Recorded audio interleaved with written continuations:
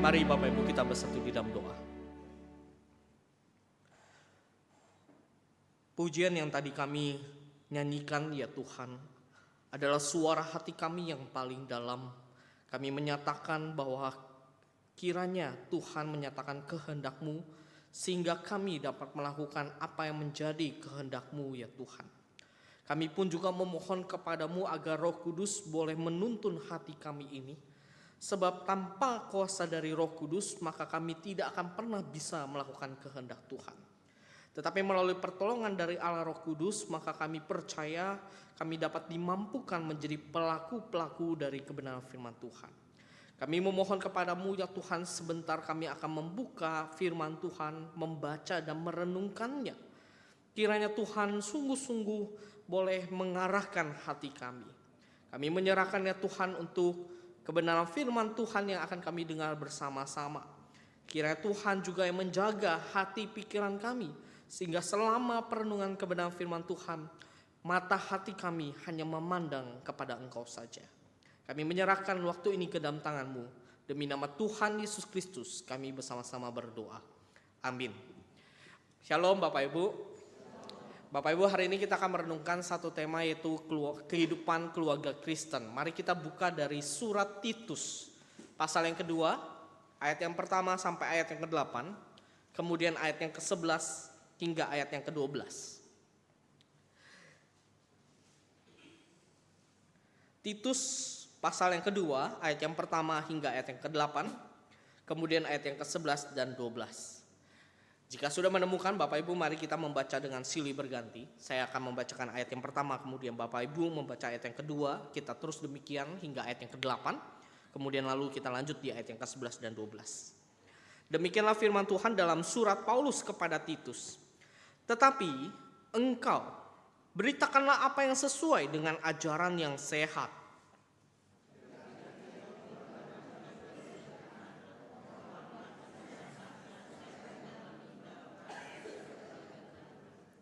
Demikian juga perempuan-perempuan yang tua, hendaklah mereka hidup sebagai orang-orang yang beribadah. Jangan memfitnah, jangan menjadi hamba anggur, melainkan menjadi pengajar hal-hal yang baik.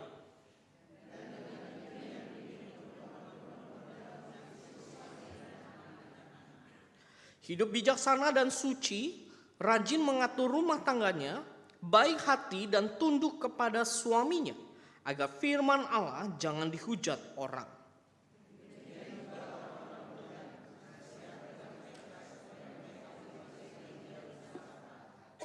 Dan jadikanlah dirimu sendiri suatu teladan dalam berbuat baik. Hendaklah engkau jujur dan bersungguh-sungguh dalam pengajaranmu.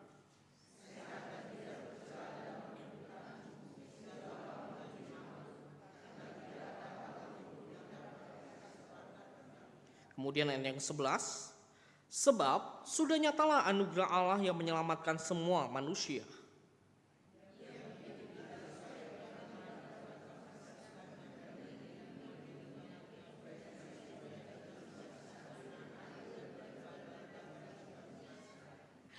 Nah Bapak Ibu Saudara sekalian, untuk memahami surat Titus ini terkait dengan tema kita, saya mau mengajak kita terlebih dahulu mengerti situasi dan kondisi di dalam kehidupan orang-orang Kristen, khususnya di Kreta.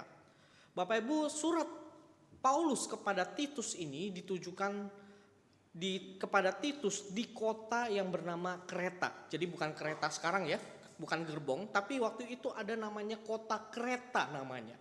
Bapak Ibu bisa perhatikan di ayat yang kelima.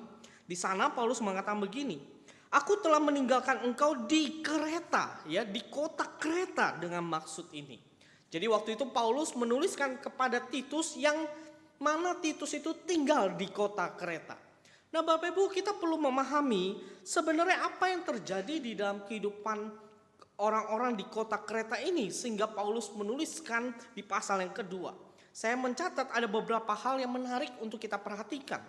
Bapak Ibu, di dalam konteks budaya orang-orang Kreta pada saat itu, dikatakan bahwa orang-orang Kreta itu suka berbohong. Orang-orang yang suka memfitnah, orang yang keji, orang yang malas, orang-orang yang melakukan kejahatan seksual. Ini adalah kota yang sangat keras sebenarnya. Kota yang penuh dengan kejahatan. Orang-orang pada saat itu hanya fokus mengejar yang namanya uang. Sifat tamak ada di dalam kehidupan masyarakat pada saat itu. Dan masyarakat orang-orang Kreta itu tidak lagi membedakan mana yang benar, mana yang salah. Nah, Bapak Ibu, konteks budaya seperti ini ternyata terbawa di dalam kehidupan keluarga Kristen pada saat itu.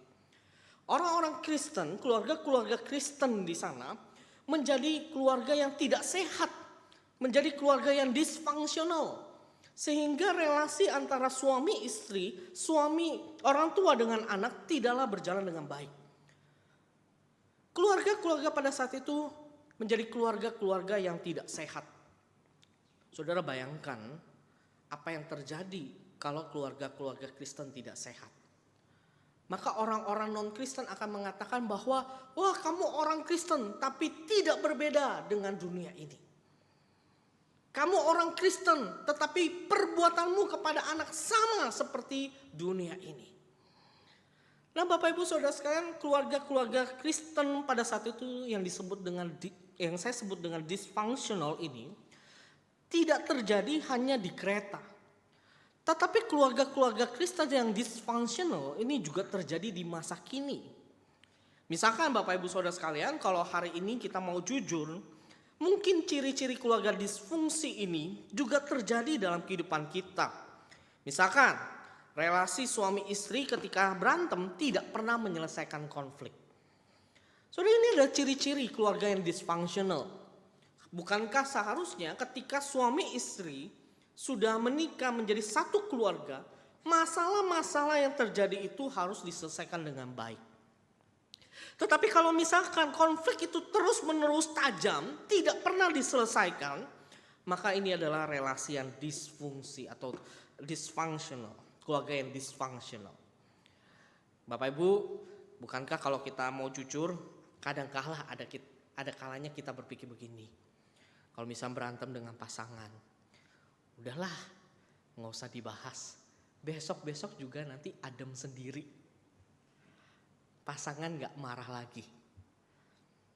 Bapak Ibu, ketika kita berpikir seperti itu berarti kita tidak mau menyelesaikan konflik sebenarnya, tetapi menghindari atau mengabaikan konflik. Pengabaian seperti ini disebut dengan keluarga yang disfungsi sebenarnya. Ini yang pertama. Ciri yang kedua, misalkan Bapak Ibu Saudara sekalian, orang tua tidak hadir dalam kehidupan anak. Anak waktu bermain kita tidak hadir. Orang tua sering berkata-kata abuse, kata-kata yang kasar kepada anak. Bapak Ibu, saya sering kali mendengar ya, akhir-akhir ini ya, kalau di Telugong saya tahu betul situasinya, keluarganya kayak gimana. Tuh anak-anak bisa teriak-teriak, nama hewan-hewan di kebun binatang keluar semua itu. Di jalanan keluar semua. Tuh kali lihat ada seorang ibu bawa anak kecil, anaknya main nakal dan sebagainya, ibunya langsung keluar kata-kata binatang juga. Saudara, tanpa sadar orang tua ketika berkata-kata kasar itu menciptakan keluarga yang disfungsi. Saudara, orang tua ketika memukul anak itu pun juga adalah ciri-cirinya. Saudara, memukul anak itu menyebabkan luka di dalam hati anak. Itu adalah sebuah perbuatan yang tidak bisa dilupakan oleh seorang anak. Saudara, mari kita jujur. Mungkin usia kita makin bertambah. Tapi kita ingat dulu orang tua kita ketika memukul kita rasanya seperti apa, kita masih ingat. Saudara, ketika orang tua itu memukul, menghajar kita, menyebabkan luka, itu adalah sebuah perbuatan yang tidak baik dan ini adalah termasuk keluarga yang disfungsi. Yang ketiga, Bapak Ibu Saudara sekalian, keluarga yang disfungsi itu bisa terlihat dari cara mengasihi. Ketika mengasihi itu harus sesuai dengan syarat, memenuhi syarat. Misalkan contoh, anak berkata begini, wah papa itu atau mama itu sayang sama saya kalau nilainya bagus. Saudara perhatikan ya, sayangnya orang tua karena apa? Nilai. Jadi kalau nilainya gak bagus, apa yang anak tangkap? Papa mama tidak sayang. Jadi rasa cinta orang tua itu berdasarkan syarat ketentuan berlaku. Nah, pasangan juga begitu kan ya? Pasangan kalau dulu sebelum menikah sering mengatakan, aku sayang kamu, wo I love you, ya kan? Tapi waktu menikah, udah jalani menjadi keluarga, kata-kata I love you, wo aku sayang kamu, itu gak ada. Kalau ada, sesuai dengan syarat dan ketentuan berlaku. Contoh, Bapak Ibu kalau nonton sinetron gitu kan ya, nonton video-video tentang apa di manalah media sosial sekarang, bukankah sering kali muncul ya video-video misalkan, wah suami kasih uang kepada istri, wah istri senang, langsung istri mengatakan I love you, gitu kan ya.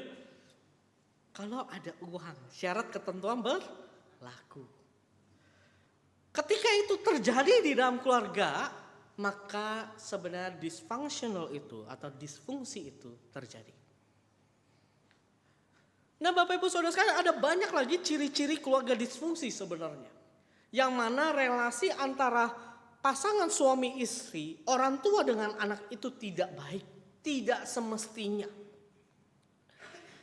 Nah Bapak Ibu Saudara sekalian, tentu ketika kita melihat ciri-ciri keluarga disfungsi ini dan kita mencoba bercermin di dalam kehidupan kita, kita merasa bahwa kehidupan kita, keluarga kita bisa seperti itu, bukan?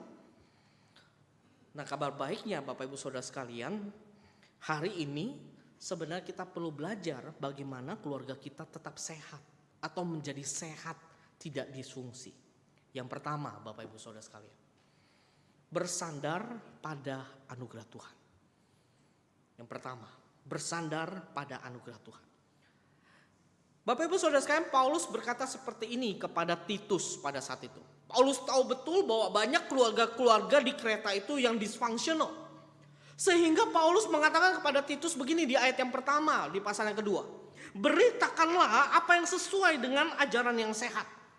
Bapak Ibu, di dalam kata beritakanlah, di dalam bahasa Yunaninya itu adalah present imperatif.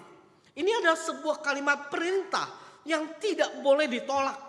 Sebuah perintah yang harus dilaksanakan. Titus diajar oleh Paulus. Paulus katakan bahwa beritakanlah, ajarkanlah. Ajarkanlah apa? Ajarkanlah yang sehat. Jadi Paulus mau mengatakan bahwa keluarga Kristen yang sehat itu harus dibangun dengan fondasi Injil yang baik. Injil yang benar. Injil yang sehat.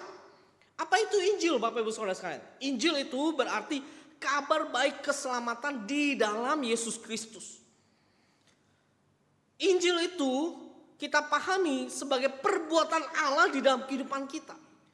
Sehingga Bapak Ibu Saudara sekalian, kita yang telah mengerti Injil itu berarti kita telah diselamatkan, maka saya selamat. Bukan sebaliknya Bapak Ibu. Bukan saya taat pada Tuhan baru saya diselamatkan. Bukan. Kalau saya taat sehingga Tuhan menyelamatkan saya, itu berarti keselamatan berdasarkan perbuatan. Keselamatan berdasarkan perbuatan. Tapi Bapak Ibu Saudara sekalian, Injil itu berbicara Allah itu telah menyelamatkan saya sehingga sekarang saya mau taat pada Tuhan. Nah Bapak Ibu Saudara sekalian, di dalam keselamatan yang Allah kerjakan, Allah tahu bahwa kita ini manusia berdosa yang susah atau tidak bisa berubah dengan kekuatan pribadi kita. Saudara, waktu kita belum mengenal Tuhan, bukankah susah sekali kita berubah? Rabu lalu di kebaktian doa Bapak Ibu, saya sedikit singgung. Kalau orang itu orang Kalimantan kalau ngomong itu kayak teriak-teriak katanya. Gitu ya. Oh kalau ngomong tinggi-tinggi. Gitu kan. Tinggi-tinggi kayak marah-marah. Gitu. Saya juga punya kecenderungan begitu karena belajar dari orang tua. Ya. Karena orang tua asli dari sana. Dari Sambas Pemangkat sana. Jadi punya kecenderungan juga untuk teriak-teriak gitu. Ya. Tapi Bapak Ibu Saudara sekalian, setelah kita menjadi orang Kristen Bapak Ibu, kita yang suka marah-marah itu harus berubah menjadi orang yang ramah, bukan marah. Itu berarti Bapak Ibu Saudara sekalian, keselamatan itu berbicara ada perubahan hidup di dalam kehidupan kita. Maka Bapak Ibu Saudara sekalian, kembali ke dalam teks kita, Paulus mau mengatakan bahwa orang-orang Kristen yang dysfunctional pada saat itu bisa berubah karena apa? Karena Injil. Karena Injil. Nah Bapak Ibu Saudara sekalian, karena ada anugerah Tuhan itulah, maka sebenarnya keluarga Kristen seperti kita ini yang memiliki banyak kelemahan dan kesalahan itu dapat ditransformasi menjadi benar. Perhatikan di dalam Titus 2 ayat yang ke-11 sampai 12, Paulus katakan seperti ini. Sebab sudah nyatalah anugerah Allah yang menyelamatkan semua manusia. Perhatikan ada kata anugerah Allah yang menyelamatkan. Lalu dia lanjut di ayat yang ke-12. Dan mendidik kita supaya kita meninggalkan kefasikan, meninggalkan keinginan-keinginan duniawi. Jadi perhatikan bahwa ada anugerah Tuhan yang Tuhan sudah kasih di dalam kehidupan kita. Sehingga karena anugerah Tuhan itulah sekarang Tuhan mengubah kita, mentransformasi kita, mendidik kita untuk meninggalkan hal-hal yang buruk. Ini memberikan kita satu prinsip bahwa ketika kita melihat di dalam keluarga kita masing-masing, ketika kita menyadari bahwa selama ini ada banyak disfungsi di dalam keluarga kita, kita tidak hopeless, tetapi kita tetap punya harapan Bapak Ibu Saudara sekalian. Harapannya apa? Tuhan tolong ubah keluarga saya. Tuhan tolong ubah keluarga saya. Itulah bersandar pada anugerah Tuhan. Saudara, di dalam website Warung Sate Kamu ada sebuah cerita yang dituliskan oleh seorang anak remaja. Ini adalah kesaksian pada tahun 2017 Bapak Ibu. Dengan judul ketika Tuhan memulihkan keluargaku yang hancur. Bapak Ibu dia ceritakan di dalam website ini website Kristen Bapak Ibu ya. Jadi ini adalah website Kristen, Bapak Ibu bisa akses nanti. Dia menceritakan begini. Dia dibesarkan di dalam keluarga broken home. Sejak kecil Bapak Ibu Saudara sekalian dikatakan dia sudah sering menyaksikan kebencian, kecemburuan, amarah dan emosi-emosi negatif di dalam keluarga itu. Keluarga ini berarti terjadi disfungsi, relasi rusak di mana-mana. Dikatakan singkat cerita, ini suami dan istri, papa dari anak ini, orang tua dari anak ini, itu hampir mau bercerai. Nah suatu kali Bapak Ibu Saudara sekalian, ini bukan keluarga Kristen Bapak Ibu ya. Suatu kali anak ini dia datang ke rumah teman, lalu temannya itu memutarkan sebuah lagu, Shout to the Lord. Waktu anak ini mendengarkan lagu Shout to the Lord, dia langsung merasa ada sesuatu hal yang mendorong hatinya. Lalu akhirnya dia pergilah ke gereja bersama dengan temannya itu dan dia bertobat. Dia bertobat. Waktu bertobat Bapak Ibu Saudara sekalian, waktu mau dibaptis, gereja itu minta bahwa orang tuanya itu harus hadir, salah satunya. Jadi dia sampaikan kepada orang tuanya, papanya itu marah-marah. Papanya itu tidak suka anaknya dibaptis. Lalu mamanya itu yang tidak percaya mendukung anak ini. Akhirnya anak ini dibaptis Bapak Ibu. Apakah selesai masalahnya? Tidak Bapak Ibu. Orang tuanya belum percaya. Saudara-saudaranya belum percaya. Bapak Ibu lalu dia mengatakan begini di dalam artikelnya secara singkat. Tidak lama kemudian mamanya percaya pada Tuhan. Tidak lama kemudian saudara-saudaranya percaya pada Tuhan. Dan tidak lama kemudian 8 tahun Bapak Ibu keluarga ini dipulihkan. Saudara, keluarga ini bisa berubah karena apa? Karena anak ini? Bukan. Tapi karena anugerah Tuhan hadir di dalam kehidupan anak ini. Anak ini bersandar kepada Tuhan, meminta kepada Tuhan, Tuhan ubahkanlah keluargaku. Saudara, jadi kalau kita mau bersandar pada Tuhan, mari kita berdoa. Akuilah kesalahan-kesalahan yang terjadi di dalam keluarga kita. Mintalah pertolongan Tuhan. Mungkin Bapak Ibu berpikir, aduh loh segini, saya sudah terlambat. Usia saya sudah semakin tua. Tuhan, saudara, Bapak Ibu, tidak ada kata terlambat sebenarnya. Tidak ada kata terlambat.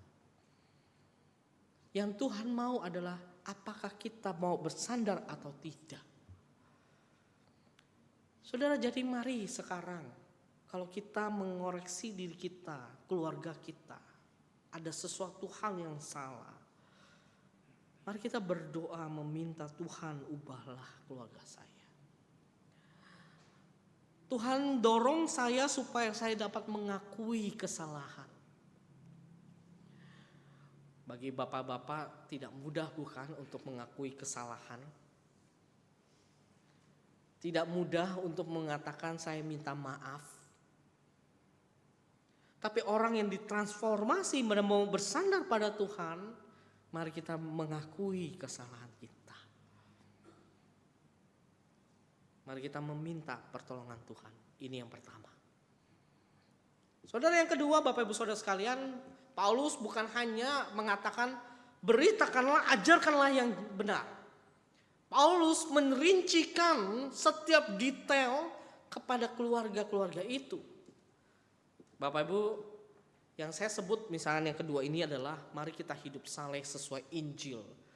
Berdasarkan, ya, maksudnya bukan berdasarkan, sesuai dengan usia kita. Karena di dalam pasal kedua ayat yang kedua sampai 8, ini ada kategori usia yang disampaikan oleh Paulus.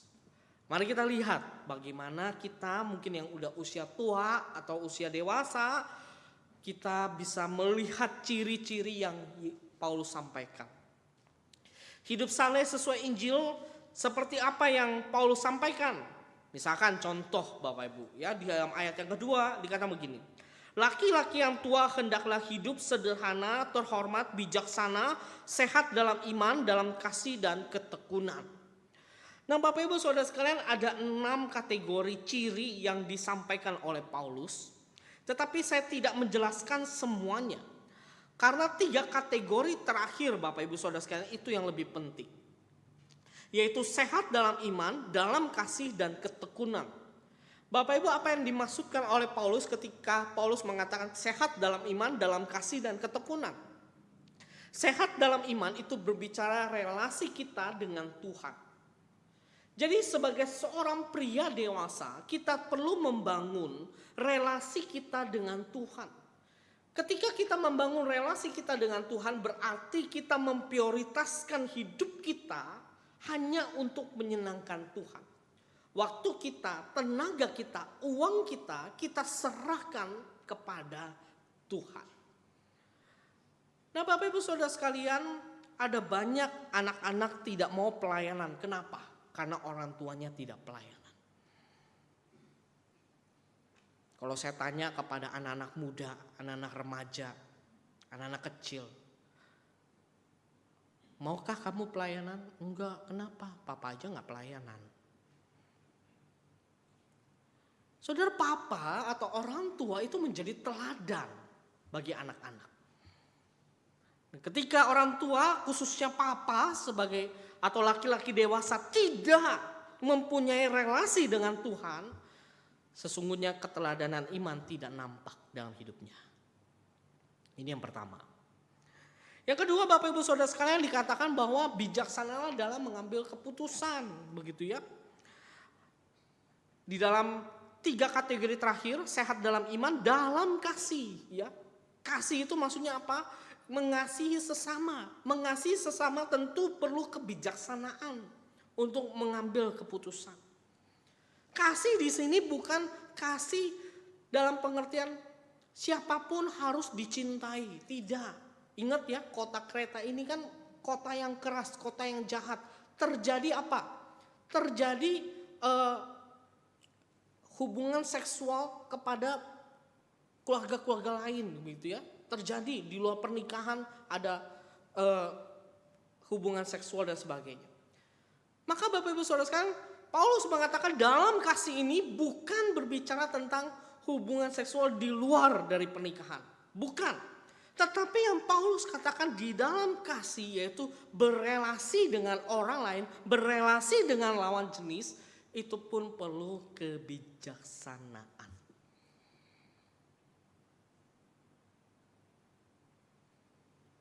Kalau suami atau kalau istri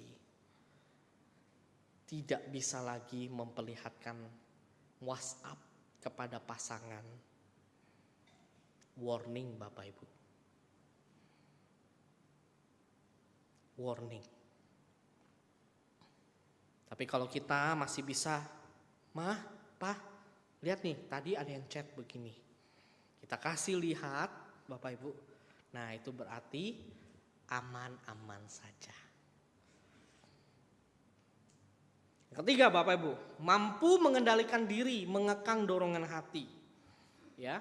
Dan yang keempat itu tidak menyerah karena ada pengharapan akan masa depan. Ya, dikatakan Paulus katakan ketekunan. Jadi menjadi pria dewasa itu harus bertekun, menghadapi rintangan, tidak mudah menyerah. Saudara bayangkan ketika kita bisa menunjukkan hal itu kepada anak dan cucu kita. Generasi Z sekarang ini disebut dengan generasi stroberi. Generasi yang mudah rapuh katanya. Begitu. Tapi kalau bisa melihat kakeknya, omnya itu, papanya itu, orang yang giat, orang yang bertekun, orang yang tetap menghadapi rintangan, karena ada Tuhan di dalamnya. Saudara, maka cucu itu akan melihat teladan iman di dalam keluarganya. Ini yang pertama, untuk laki-laki dewasa. Bagaimana untuk yang wanita dewasa? Paulus katakan begini di ayat yang ketiga. Demikian juga perempuan-perempuan yang tua, hendaklah mereka hidup sebagai orang-orang yang beribadah. Saudara, dalam kata Yunaninya, hendaklah mereka hidup sebagai orang-orang yang beribadah. Ini bukan hanya sekedar datang di hari Minggu, bukan. Kata beribadah di sini sebenarnya berbicara menjadi orang yang berperilaku saleh, mencerminkan karakter Allah.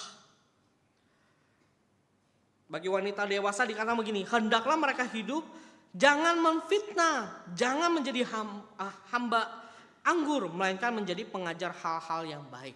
Artinya apa? Wanita dewasa itu perlu dengan bijak mengatakan sesuatu hal yang benar. Bukan menggosip, bukan menfitnah, bukan menuduh sesuatu hal yang palsu. Nah Bapak Ibu, menurut penelitian, perempuan itu satu hari kalau berkata-kata jauh lebih banyak dibandingkan pria. Dan menurut penelitian, memang kecenderungan gosip ada di dalam kehidupan kaum wanita. Gitu. Tapi hari ini Bapak Ibu Saudara sekalian, firman Tuhan mengingatkan kita, khususnya para wanita dewasa, mari kita selalu mengatakan kebenaran. Jangan mudah gosip. Ya. Memang kalau gosip itu kan enak ya, ibu-ibu ya. Ngomongin orang kan enak ya. Gitu ya. Datang ke gereja cerita. Bu, tahu gak sih itu tuh? Ya. Anaknya itu, wah, sukanya berantem gitu kan. Ketemu dengan saya buang muka. Nah, padahal jangan-jangan anaknya itu bukan buang muka, lagi main gitu kan. Bukan buang muka, tapi lagi main gitu. Nah, kita mulai gosip gitu kan. Jelek-jelekin si A ini. Mari ibu-ibu dewasa kita mengatakan sesuatu hal yang benar, bukan menggosip. Mengekang lidah kita untuk tidak menuduh. Denger si itu tuh lagi mau ini nih, cerai. Ya. Sekarang ini kan artis banyak ya Bapak Ibu ya. Begitu. Bahkan tidak luput artis-artis Kristen juga terjadi gosip-gosip tentang perceraian. Begitu. Kalau konteks kita, wah kita nggak kenal artisnya.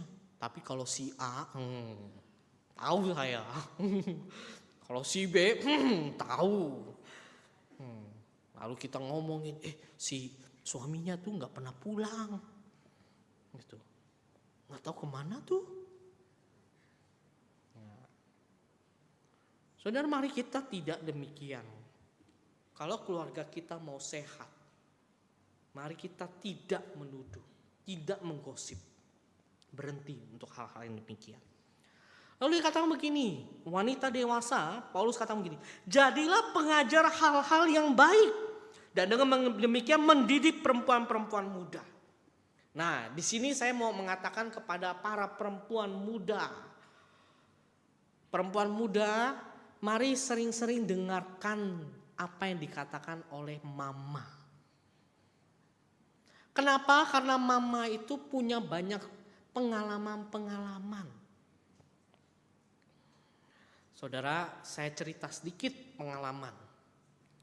Waktu misalkan istri saya mengandung lalu melahirkan. Saudara, kami stres itu.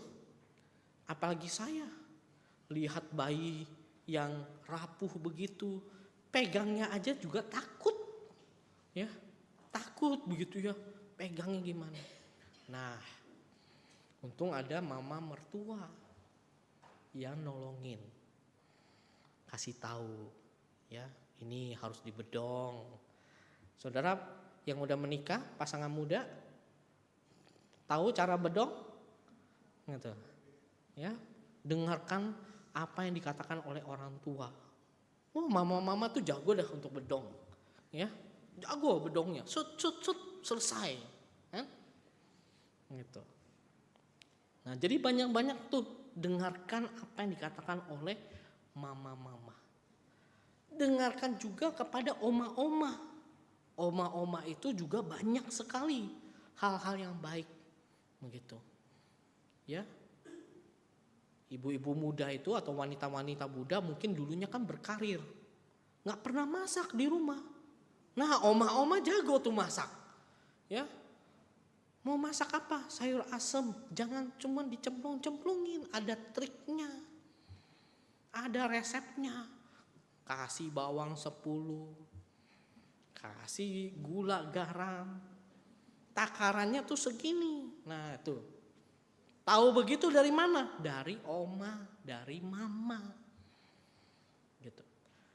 Nah, jadi bagi kita yang oma-oma, para perempuan oma-oma dan juga mama-mama, jangan juga pelit kasih tahu kepada anaknya. Gitu. Kemarin saya besuk begitu, lalu ada Ibu Heni, ada Bu Indah bilang, "Wah, ini pakai kutus-kutus." Saudara tahu kalian kutus-kutus ya? Saya jujur nggak tahu, ya. Jadi baru tahu, oh Bu Heni kasih tahu ini itu kutus-kutus. Oh baru tahu saya kutus-kutus begitu. Nah sering-sering harus dengar apa yang dikatakan oleh orang tua. Ini untuk yang wanita dewasa. Paulus bukan hanya berhenti kepada pria dewasa dan wanita dewasa. Paulus juga menyampaikan kepada kaum muda pada saat itu, Bapak Ibu.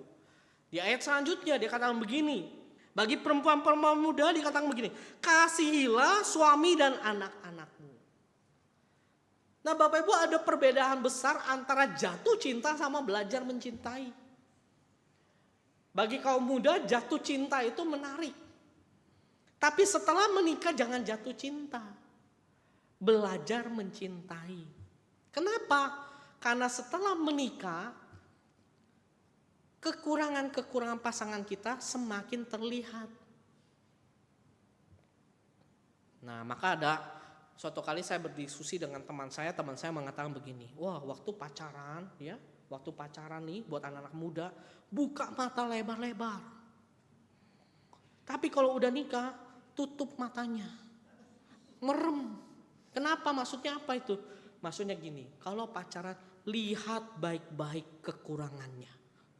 Tapi kalau udah nikah, udah segala kekurangannya jangan diungkit keluar. Itu artinya apa? Belajar mencintai pasangan. Belajar mencintai anak-anak kita. Saudara, sesebel-sebelnya kita sebagai orang tua, anak adalah anak. Orang tua tetap orang tua. Saya mendengarkan istilah ini pun juga dari pendeta senior. Dia katakan begini. Orang tua tetaplah orang tua. Bagi orang tua, anak tetaplah anak meskipun anak sudah menikah. Gitu.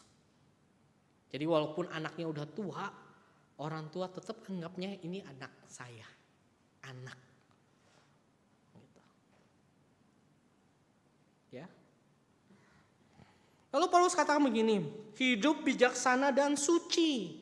Artinya Bapak Ibu Saudara sekalian dikatakan membuat kaum muda, perempuan pada saat itu, jagalah kesucian di dalam keluarga. Hati-hati berelasi, jaga jarak dan sebagainya. Lalu katakan begini, rajinlah mengatur rumah tangganya. Yang Paulus tekankan di sini Bapak Ibu Saudara sekalian, rajinlah mengatur rumah tangganya, jangan sampai rumah tangga berantakan. Tetapi di sini saya melihat bahwa sebenarnya Bapak Ibu dan juga saudara-saudara sekalian, anak-anak muda, menjadi ibu rumah tangga itu adalah pekerjaan yang mulia. Jadi buat ibu-ibu bekerja sebagai ibu rumah tangga, saya katakan sesuai dengan firman Tuhan itu adalah pekerjaan yang mulia. Jadi kalau misalkan buat ibu-ibu muda yang mungkin dulu berkarir lalu tiba-tiba harus menjadi ibu rumah tangga, jangan berkecil hati. Karena menjadi seorang ibu rumah tangga itu adalah pekerjaan yang mulia yang sudah Tuhan tetapkan. Lalu dikatakan begini, tunduklah kepada suami. Artinya sesuai dengan pimpinan dan keputusan suami. Nah Bapak Ibu, seringkali relasi bisa rusak di dalam keluarga kita ketika kita tidak sepakat dengan pasangan kita. Banyak kali saya menemukan misalnya begini kalau ngobrol-ngobrol ya, tanpa sengaja bilang begini, wah lo segili, tuh suami saya tuh gak bener. Saya keputusannya A, dia ngomongnya keputusannya B. Gitu. Nah gak sepakat tuh. Ya. Kesepakatan itu harus terjadi, ya. Misalkan mungkin suami memutuskan, oh kita harus pindah tempat. Istri mungkin, aduh nggak setuju. Jangan gosipin, jangan sampaikan keluar. Iya suami saya ini keputusan begini-gini, saya nggak setuju tuh. Nah dikomporin lagi sama teman-temannya kan, gitu. Udah kamu tinggal aja di sini, jangan ke sana. Ngapain sih begitu? Nah Bapak Ibu, kita perlu belajar tunduk pada suami. Artinya kalau misalkan keluarga sudah memutuskan, mari kita ikuti. Tapi tentu keputusan-keputusan itu harus berdasarkan kebenaran firman Tuhan. Misalkan contoh, suami ngomong sama istri, kamu jangan pelayanan lah.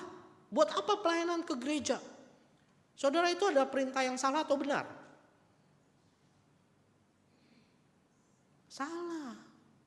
Kita adalah orang Kristen tetap harus pelayanan. Dalam hal ini kebenaran firman Tuhanlah yang kita utamakan. Jadi ketika kita mau tunduk kepada suami kita tentu harus sesuai dengan kebenaran firman Tuhan.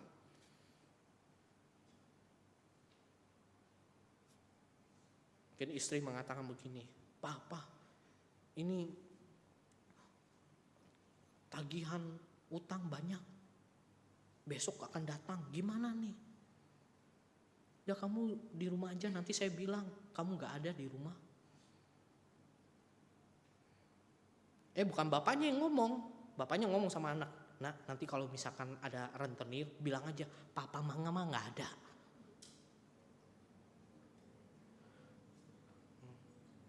Nah anaknya baik gitu kan, ngomong sama rentenir. Papa mama tadi baru bilang gak ada di rumah. Kan celaka kan? Jadi Bapak Ibu, kita harus tunduk pada pasangan kita ya, khususnya untuk wanita, dalam pengertian tetap dalam batasan Injil. Untuk kaum pria, kaum muda pria. Dikatakan di dalam ayat yang ke-6, demikian juga orang-orang muda, nasihatilah mereka supaya mereka menguasai diri dalam segala hal. Mengendalikan diri. Mengendalikan hawa nafsu. Mengendalikan sesuatu hal yang bisa membuat dirinya jatuh di dalam dosa. Kemudian Paulus katakan jadilah teladan. Artinya bisa menjadi contoh. Jadilah teladan Bapak Ibu Saudara sekalian, di dalam bahasa aslinya itu disebut dengan kata, dalam bahasa Inggris itu disebut dengan tipe gitu ya. Menjadi contoh, menjadi sesuatu hal yang terlihat teladan nih.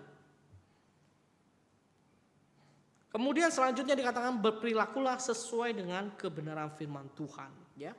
Paulus katakan begini, hendaklah engkau jujur dan bersungguh-sungguh dalam pengajaranmu, sehat dan tidak bercela dalam pemberitaanmu, sehingga lawanmu menjadi malu. Artinya Bapak Ibu Saudara sekalian, Paulus mengingatkan juga kepada Titus, ingat kamu berada di dalam konteks budaya orang-orang Kreta yang jahat dan kejam, kamu harus menjadi orang yang berperilaku benar di tengah situasi masyarakat yang tidak sehat. Jadi Bapak Ibu Saudara sekalian, bagi anak-anak muda khususnya kaum pria, mari kita berperilaku sesuai dengan kebenaran firman Tuhan. Di dalam pekerjaan misalkan ketika bos mengatakan ayo buat sesuatu hal yang tidak benar, mari kita berperilaku yang benar. Mudah? Tidak. Tetapi kebenaran firman Tuhan haruslah yang diutamakan. Yang pada akhirnya Bapak Ibu Saudara sekalian, sekali lagi bahwa keluarga kita bisa sehat hanya kalau kita bersandar pada Tuhan, bersandar pada anugerah Tuhan, dan kita mau hidup saleh sesuai dengan Injilnya. Saudara, mari di akhir kisah ini atau di dalam perenungan ini, saya mau menceritakan sebuah kisah sebagai penutup. Bapak Ibu Saudara sekalian, suatu kali memang ada keluarga yang berantakan. Keluarga ini memang tidak sehat dari dulu. Sering kali keluarga ini berkata-kata kasar, ya. Anaknya mendengar, ya, kata-kata yang tidak sehat, ya. Kalau bagi orang-orang kek tahu, ya, gitu. Orang, wah, pak, gitu, ada, gitu kan. Kemudian ada lagi kata-kata yang nggak bagus. Saudara, anak ini betul-betul sangat terluka di dalam hidupnya. Dia betul-betul marah sama orang tuanya.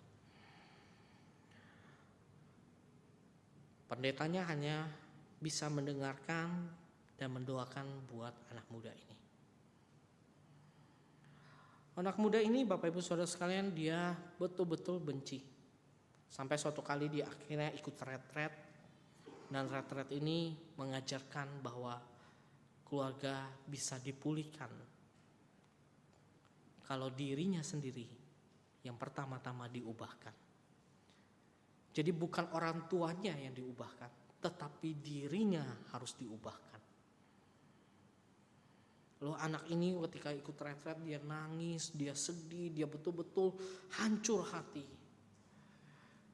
Tapi firman Tuhan terus menerus berbicara, yang harus berubah bukan orang tua, tapi dirinya sendiri. Akhirnya anak itu berkomitmen, saya mau berubah, saya harus berubah, saya dulu yang diubahkan oleh Tuhan. Gak lama kemudian anak ini dia pulang, dia kembali ke rumahnya, lalu dia berubah. Papa mamanya terheran-heran, anak ini gak pernah cuci piring, sekarang cuci piring. Anak ini dulu gak pernah nyapu, sekarang nyapu. Mulai sedikit demi sedikit berubah. Orang tuanya yang tadinya mau marah-marah gak jadi. Waktu ada marah-marah, anaknya itu berespon dengan lembut. pada akhirnya Bapak Ibu Saudara sekalian, keluarga ini betul-betul diubahkan. Saudara, maukah kita seperti keluarga itu? Maukah keluarga kita diubahkan? Kalau kita ingin diubahkan, maka yang pertama-tama harus berubah adalah diri kita. Diri kita. Mari kita berdoa.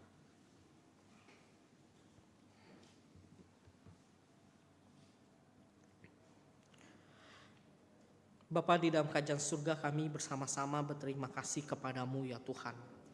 Untuk kebenaran firman Tuhan yang boleh Engkau nyatakan bagi kami. Kami harus jujur bahwa di dalam kehidupan keluarga kami tidaklah sempurna.